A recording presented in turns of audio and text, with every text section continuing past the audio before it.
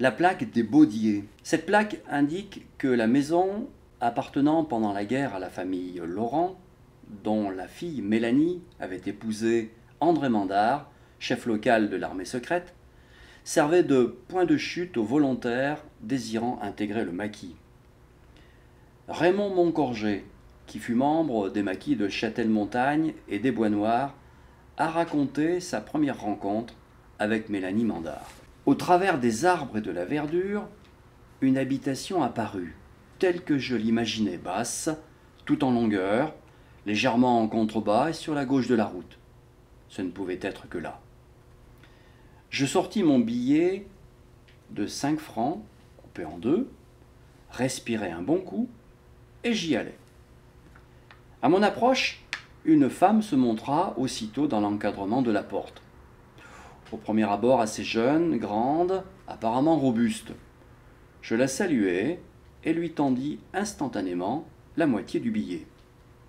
Elle me toisa de la tête aux pieds, et à quelque chose près, la conversation se borna à ceci. « Que voulez-vous » me dit-elle. Je lui répliquai. « Ceux qui m'ont envoyé ici m'ont confié cette partie de billet en me recommandant de la remettre à la personne qui me réceptionnerait. C'est donc vous. »« C'est une histoire de fou, » répondit-elle.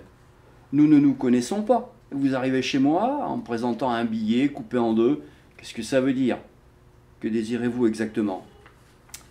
Je commençais presque à douter, me disant que s'il y avait erreur, ce que je ne croyais pas, j'allais me retrouver dans une situation très inconfortable. Je ne laissais rien paraître de mon désarroi, mais il était urgent de se ressaisir, ce que je fis. « Pourtant, lui dis-je, je ne crois pas me tromper. Le point de ralliement que l'on m'a assigné, c'est bien ici. »« Je ne suis pas au courant, » renchérit-elle, mais elle prit d'autorité la partie du billet, me lançant tout en se retournant. « Je vais demander à mon mari s'il sait quelque chose. Quant à moi, je ne sais rien. » Sur ce, elle disparut dans une pièce, tout en prenant soin de bien refermer la porte. L'attente me sembla interminable et je rongeais mon frein tout en attendant le retour de mon interlocutrice.